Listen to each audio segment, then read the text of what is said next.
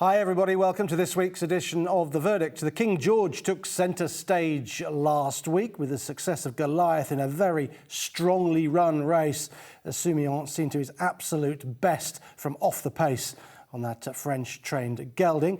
We are going to have a look at 6 races from elsewhere, some interesting ones as well. We're going to start off at Sandown Park midweek and have a look at a horse who has propelled himself to the head of the Derby market.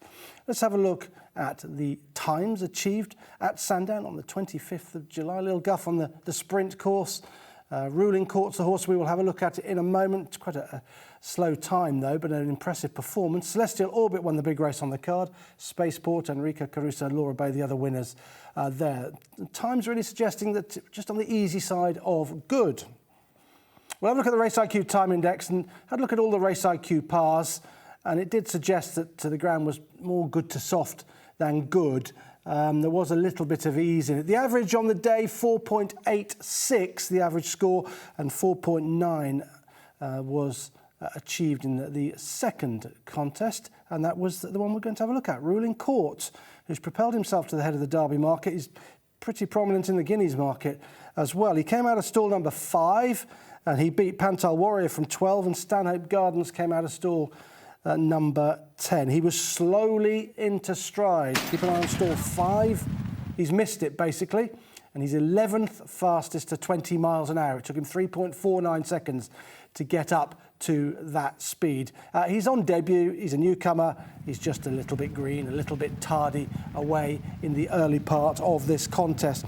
A contest that wasn't very strongly run. The winner recorded a finishing speed percentage of 104.6, so ultimately he's 4.6% quicker in the last couple of furlongs than the rest of the race. And I think he's done remarkably well to win, given the relatively steady gallop that they went. He's quite a long way back at this stage of the race in the Godolphin Blue, down towards the inside. Only got 2 horses behind him right now. But he'll make a big move to get into contention, and then he'll sustain his speed all the way to the line. Often a newcomer from that sort of position will make a big effort, get there and then flatten out. Well, that's not what he did at all. William Buick just had to niggle him a little bit round the bend. He's still green, doesn't quite know what he's doing. Now he's come good on the bridle, and this is where he makes his move. The 5th furlong of 11.99 and a 6th furlong of 12.07 propel him into contention. And look at that, he's got there hard on the bridle. And I think he surprised William Buick how quickly he got there from right at the back of the field to the front. And then he sustains that speed and goes clear of his field without William Buick being too hard on him. So where most horses would have weakened after that big effort, those 2 fast furlongs just to get to the leaders, he doesn't. He strides further and further clear. Wildly impressive to my mind, this horse. I was very impressed with him. He's by Justified of a High Chaparral mare. He's going to stay further than 7. He'd get a mile now, but he really is a horse to conjure with for the future. His win time 1:31, which is 0.66 above the Race IQ par. That is a par set for a race of this standard over this trip at Sandown on this ground. So perhaps you'd expect a little bit better than he achieved here. But visually, he's massively impressive. That surge that he made, 11.99 and a 12.07 to get into contention and then sustain that speed all the way to the line, marks him out as being, well, out of the ordinary for 2-year-olds at this stage of the season. I think he's very good indeed, and he deserves to be favourite for the Derby. William Buick said that he's not short of speed at all. He's got plenty of dash, but he is bred to go further. He'll stay a mile and a half, I think, next year. And look at the size of him and the scope he's got. Missing the break, slowly run race, big surge into contention, but maintained his pace all the way to the line. That's an impressive performance from him. He's reached a top speed of just under 40 miles an hour. Let's have a look at that sectional visualisation, if you like. Now, when the line goes up, this horse Ruling Court's getting slower. When it goes down, he's getting quicker. So you can see he was quite steady from the 2 to the 3. And then he began that move from the 3 to the 4 as the line goes down. That's where he went pretty quick to get into contention. He goes quick again from the 4 to the 5. And then you'd expect that line now to start going up quite sharply. But it doesn't. He maintains his speed, the 5 to the 6, and through the 6 to the 7. Often that last furlong, that line goes right up as they slow down quite markedly in the final furlong, but not him. He was able to sustain that speed for a long time. A really impressive performance from ruling court. I wouldn't put anybody off backing him for the Derby. Time now to have a look at Bedtime Story and her performance at Leopardstown last week. She came to Leopardstown on the back of a Royal Ascot win. Let's have a look at the times that were achieved on the day, courtesy of the Race IQ time index graphs. Hers there highlighted, 6.57 her score, 0 out of 10 the scale, and the average on the day 5.64. So plenty of horses on the day overachieving given the grade and standard of races on the card. And she certainly did with that 6.57. Let's have a look at it. Stall 3 for her. Ryan Moore was on board for Aidan O'Brien exactly. Came out of stall number 1, stable companion of Bedtime Story, and Barnavara was third from stall number 4. Now, she was very impressive at Royal Ascot this filly, where she quickened up very well indeed and showed that she's got a load of speed. This was a bit more workmanlike, but I think she's still a work in progress, and I do think that she's flashed enough speed here to suggest that she could come back in trip, and to suggest that some Group 1s will be very much on the agenda towards the end of the season. Stable companion exactly took them along in the early stages. You can just see she's a bit on it, a bit keen down against the rail under Ryan Moore. She's all right, she's relaxed enough. He's got her in behind, basically his pacemaker, and she is going with zest, but not too keen. And she quickens up really well in the closing stages of this race without Ryan having to be too hard on her. She comes home fairly quickly. She's able to quicken through furlong 6 and do 11.23 seconds, and that was just good enough, really. She can go faster. She went faster at Ascot. She dipped under 11 seconds at Ascot, so she's capable of running faster than she did here, but she did just enough here at Leopardstown. Ryan's just got to find a gap now. They're trying to keep him in against the rail by coming up on the outside of him, but they just haven't got the speed that this filly's got, and she quickens up really well in the closing stages. She's over 100% is her finishing speed percentage, so she's finished off the final couple of furlongs quicker than she ran the rest of the race. She's just lugging to her left a little bit, but it's all pretty straightforward under Ryan, and it's just another part of the learning curve as far as she's concerned. I think there's going to be a fair bit more to come from her. She reached the speed of 37.98 miles an hour, 37.63 for the runner-up. So she's achieved a fair bit without having a hard time at all. Exactly ran okay. The runner-up in second place, having made the running at just an ordinary gallop. But it's this filly's speed that impresses me. She's got a real good turn of foot that she displayed at Ascot. She's shown it again at this point, and that was enough to see her rivals off and win very comfortably under Ryan Moore. And it was a real good performance from a Bedtime Story. You can see she was 2.85 seconds to get to 20 miles an hour, and she reached 39.02 miles an hour. That was her fastest furlong through furlong number 6. Nice Group 3 for Bedtime Story, and there's going to be more to come from her in Group 1 company, you would have thought. Next, there she is, coming back in, and I wouldn't say that she could go up in trip at this stage of her career, but I'm sure she could come down because she's got plenty of speed. York staged an excellent 2-day meeting, Friday and Saturday last week. We're going to have a look at 3 races from there. Let's have a look at the Race IQ time index and see what was achieved by the 3 horses that we will look at. The most interesting one being Alflaila, but we'll look at Rage of Bambi and Grey Dream Believer as well. That's a very nice performance from a 2-year-old and one of the better times on the card. So let's see how they stack up as far as the time index is concerned. This is very interesting because we had races that were strongly run and we had some that were run at an absolute crawl. So you've got an average score of 2.93, and Alflaila, who won the big race, the third one there, failed to register, scored 0 because it was such a slowly run race that just turned into a dash. We'll look at Rage of Bambi, who achieved 5.02. That was quite a strongly run sprint. And we'll have a look at Grey Dream Believer as well, 6.29 achieved there. But we'll start with Rage of Bambi, who was winner for the Eve Johnson Horton team. Stall 1, that's important. Corker was second from 3. Rock Opera was third from stall 11. So they're quite slowly away. Corker's always slowly away. Rage of Bambi was as well. These are the 0 to 20 miles an hour speed checks for you. Rage of Bambi was 5th fastest, 2.49. Corker 9th fastest, 2.71.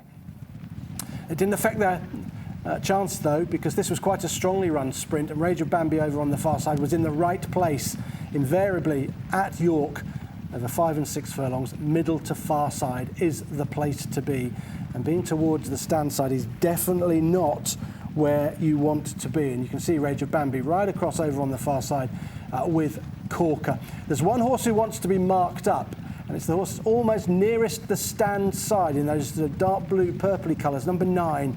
That's Dare to Hope, who ran an amazing race, went from 11th to 4th towards the stand side, and given that it was on the wrong part of the track, that was a good effort. Here's Rage of Bambi though, coming to challenge. Beige Cap over on the far side, quickening up fairly well in the closing stages. It was a strongly run sprint, so the finishing speed percentage for the winner was only 97.32, so slowing down late on but keeping going better than rivals around. It was a good effort to plug on as strongly as Rage of Bambi did. Has run well at this track before last year's Ebor meeting and contested a listed race on seasonal debut this time around. So this represented a bit of a drop in grade and back to a track where Rage of Bambi is proven at.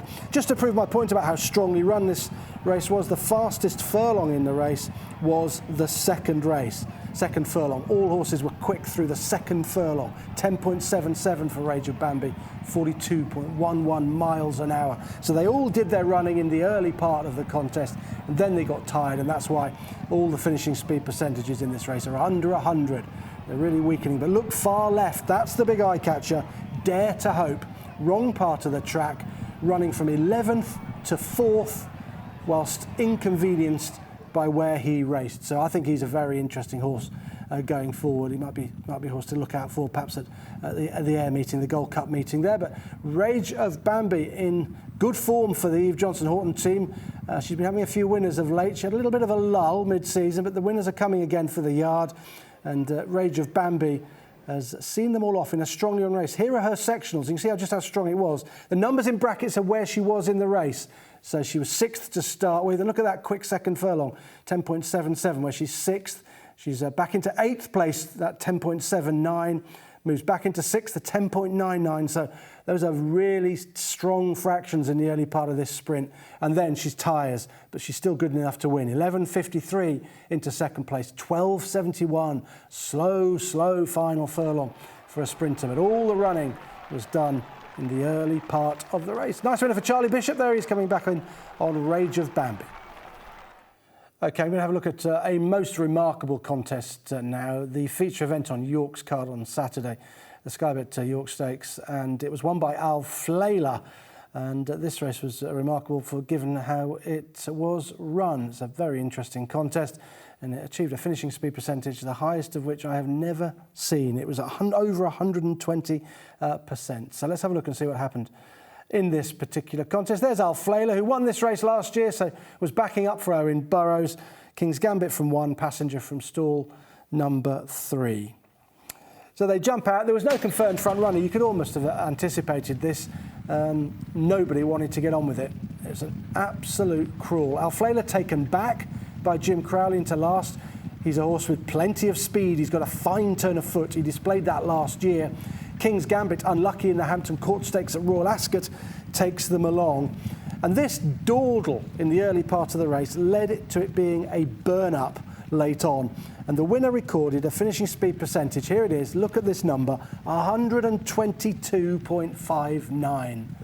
22.59% quicker in the final 2-3 furlongs than in the rest of the race. That's how much Alflaila was able to quicken up in the closing stages, and it tells you a lot about the early gallop where horses were able to save energy for that fast finish. Now, one myth that exists is that in slowly run races you need to be handy, you need to be in the front end. That's not necessarily the case. What you need to be is the horse that can sprint best, to be the horse that's fastest, the horse that can quicken up best. And in this case it was Alflaila, who is held up last in a race run at a crawl, but he's faster than his rivals. Only just, but he is faster, and it's fine margins when races are run at a pace like this. It brings horses together And that's what's definitely happened here. This is an important point tactically. Pace increases. Jim Crowley goes straight up the inside of Passenger and shuffles that horse back to 4th place. Crowley, aware that a sprint was about to start, made that move, and he's gone from 4th to 3rd, and he's relegated Richard Kingscott to last on Passenger, just as the pace was increasing. Tactically, a really good move from Jim Crowley, and Passenger's really got it to do now, because he's been shuffled back a length further than he wanted to be. And now Alflaila will quicken up. Furlong 8, 10.81. Then Furlong 9 after that, 11.04. And Furlong 10, 11.65. 3 rapid furlongs from Alflaila to get up and win. Passenger trying to rally on the outside. The horse that made the run in King's Gambit, with his head down, big white head down, trying all the way to the line. But Alflaila's too quick. 122.59%. That finishing speed percentage, wow. Nearly 23% quicker in the last 3 furlongs than the previous part of the race. I don't think I've ever seen a figure like that since we've been looking at the race IQ data, but it was the fact that they went so steady in the early part of the race that it just turned into a real burn-up. Look at the time, 2 minutes 20.36, 12.9 seconds above what you would expect for this class of race at York on this fast ground. Wow, that's miles away from what you would necessarily expect. And 1.25 miles top-class horse internationally on decent ground should be able to run 2 minutes for 1.25 miles, i.e. even 12s, if you think this is almost 13 seconds above the 2-minute mark. So it really is a tactical affair that's turned into a complete burn-up. And Alflaila, winning this for the 2nd year on the bounce, got a fine turn of foot. Maybe the Jubbon International will be next. Quick word for Passenger. Unfortunately, he suffered a fracture in the race, a condylar fracture to one of his front legs, and hopefully he'll be all right, but it's probably a career-ending one, you would have thought. So here's the summary of the data. There's that finishing speed percentage. Huge, isn't it? 122.59. All the others over 120. So they're all sprinting in the last 3 furlongs. And you can see the miles per hour that they reached. Royal Rhyme got to 42.36, 42.37 for Passenger, but he was perhaps a bit further back than he wanted to be because of what Jim Crowley did in the race. 10.81 seconds was the fastest furlong for Alflaila, who lands that Sky Bet York Stakes, and it's a welcome winner for the Owen Burrows team. Carl Burke's having a very successful time of it this season, in particular with his 2-year-olds. Let's have a look at a debutant who really impressed me at York on Saturday afternoon. Grey Dream Believer, who won in very nice fashion in a race I think that will work out well. Let's have a look at what this horse achieved out there. I think he's pretty good. OK, Grey Dream Believer from 5. Stormy Impact was 2nd from 2. Beauty Queen, a previous winner, was 3rd from stall number 4. I think Grey Dream Believer knew the job, really, this filly. She jumped out pretty smartly. Look, she was 2nd fastest to 20 miles an hour, 2.58 seconds. And she travels like a dream through this race before quickening up and winning with a fair bit in hand. Now, I think this is quite a good race. Beauty Queen took them along in the early part of it. Beauty Queen, horse who'd won in her previous start. Grey Dream Believer, going keenly, sat in 2nd spot and clearly knew her job pretty well. It's the way that she pulls clear with the runner-up, Stormy Impact, who's just behind Grey Dream Believer in the red colours. Both of those impressed with how they finished the race. And Grey Dream Believer took an age to pull up after the line. A lot of people quite like that. How was the race run? Finishing speed percentage for the winner, 104.12. 4.12%, quicker in the last 2 furlongs than the previous part of the race, and that's because she manages to quicken up. 4th furlong, 11.15. She's just doing that now, and she backs it up pretty well because she goes 11.18 after that. So that's a good performance from her on debut through those 2 furlongs to seal the deal and run away. Look at Stormy Impact coming home quite strongly from probably not a great position. Probably had about 3 or 4 lengths to make up on Grey Dream Believer and made some of it up. But both of those pulling quite a long way clear of a previous winner. I think on debut, this is a nice performance from the winner. Might go to Ayr, Firth of Clyde, Carl Burke said afterwards. That might be where they decide to send her and have a crack at that. Should handle a little bit of cut if there was cut in the ground at Ayr on the day. There's the time, 0.44 under the race IQ pass. A little bit quicker than you'd expect for 2-year-olds in a maiden at York over this trip. So that's a pretty good time, and a time index score of 6.36 was right up there with the best at York on Saturday afternoon. Look how far clear they've pulled as well. She's a very nice filly, I think. I think she's got loads and loads of potential going forward, and listed companies should be no problem for her at all. Carlberg's got an embarrassment of riches in terms of his 2-year-olds at the moment, but he's got a real good one here.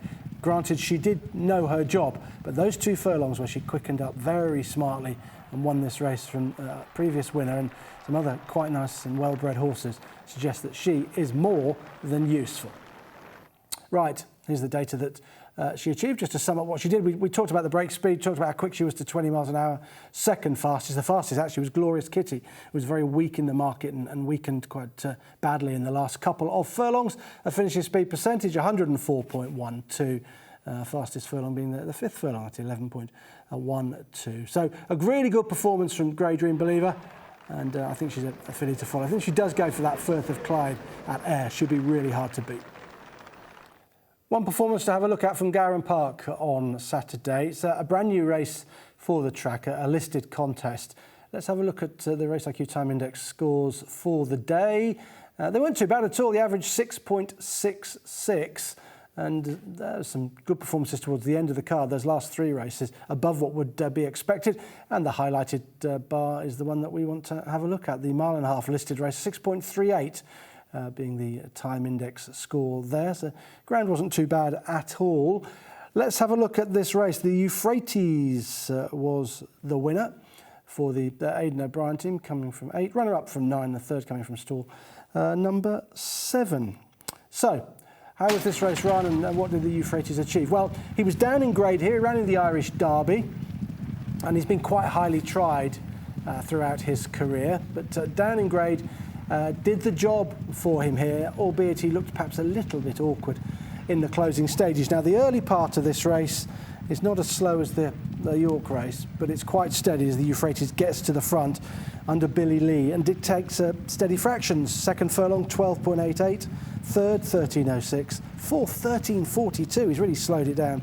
Fifth, 13.03, and a sixth, 13.13. So we're nowhere near running even 12-second furlongs. He's just dawdling along in front and dictating matters thereafter, and he's able therefore to quicken away from his rivals and get first run on them really. His finishing speed percentage 112.78, so it's a high one, another high one, not as high as Alflaila, but it's pretty high, suggesting that he has saved plenty of energy through the early part of the race and then quickened up well late on, 12.78% quicker in the last 3 furlongs than the rest of the race. But you know, the other jockeys allowed him to do what he wanted out in front, and overall he did quicken well enough to record quite a good final time. So even though the first part of the race is steady, he's still dipped under the Race IQ par for the race. He's just over a second under it, so he has picked up in pretty good style in the latter part of the race, and you'd expect him to do so. He's quite a classy horse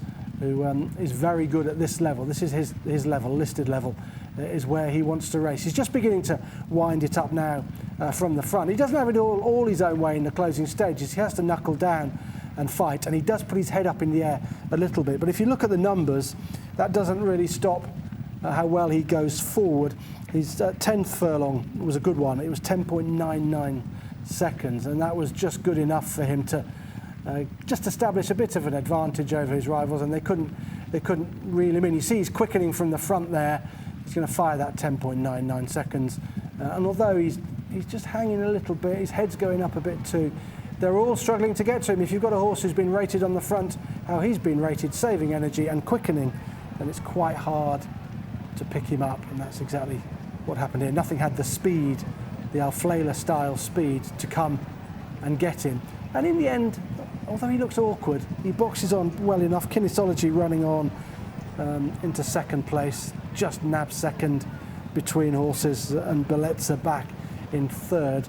But he's won by half a length in the end, and I'd venture to say that it was just a good ride from Billy Lee, able to save energy, able to use this horse's speed for that 10.99 second furlong, and to record there a pretty good time, 2:38.09 ultimately, despite the slow early part of the race.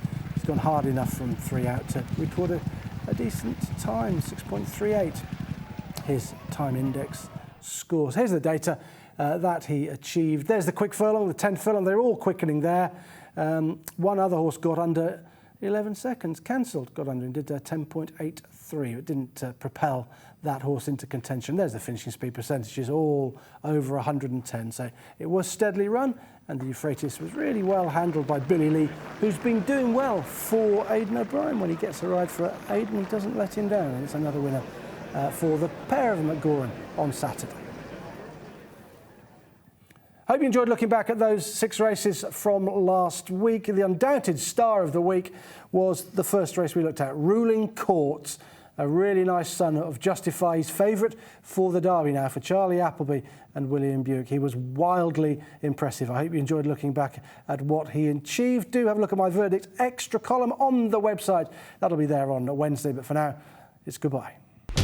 Watch live racing now on racingtv.com.